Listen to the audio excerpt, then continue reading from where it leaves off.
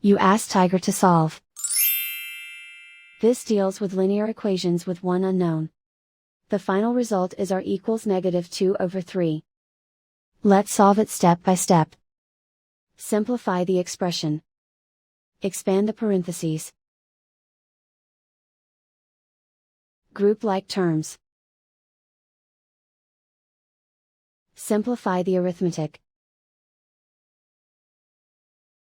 Group all constants on the right side of the equation. Subtract 10 from both sides.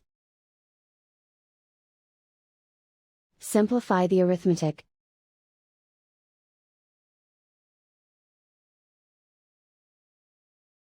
Isolate the r. Divide both sides by -3. Cancel out the negatives. Simplify the fraction. Move the negative sign from the denominator to the numerator. And so the final result is r equals -2/3.